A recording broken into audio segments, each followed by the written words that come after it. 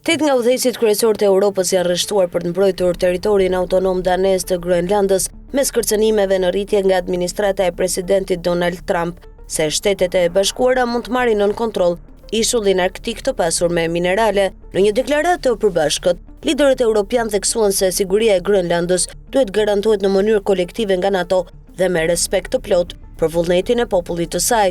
Deklarata u nënshkrua nga kryeministri e Danimarkës Mette Frederiksen, presidenti i Francës Emmanuel Macron, kancelari i Gjermanisë Friedrich Merz, kryeministri i Spanjës Pedro Sanchez, kryeministri i Mbretërisë së Bashkuar Keir Starmer, kryeministri e Italisë Giorgia Meloni dhe kryeministri i Polonisë Donald Tusk. Ajo u mbështet gjithashtu nga udhëheqësit e Holandës, Greqisë, Luksemburgut dhe Slovenisë. Kryeministri i Belgjikës Bart de Wever deklaroi se mbështet thirrjen e Frederiksen për respekt të sovranitetit mes aleatëve të NATO-s, duke shkruar në një postim në rrjetet sociale: "Perëndimi është më i fortë kur qëndroni bashkuar dhe punon së bashku, jo kur përçahet."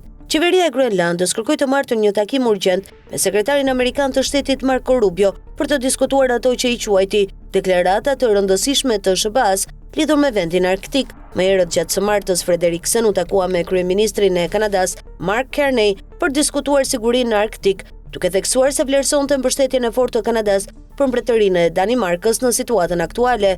Ky demonstrim mbështetjeje vjen pasi Trump i dyfishoi pretendimet e tij ndaj territorit administruar nga Danimarka pas një operacioni amerikan për kapjen e presidentit të Venezuelës, Nicolás Maduro. Të hënën, zëvendës shefi i stafit të Shtëpisë së Bardhë Stephen Miller vuri në dyshim pretendimin e Kopenhagenit mbi territorin, por refuzoi të sqarojë nëse SBA-t mund të përdorin forcë për të arritur objektivat e tyre.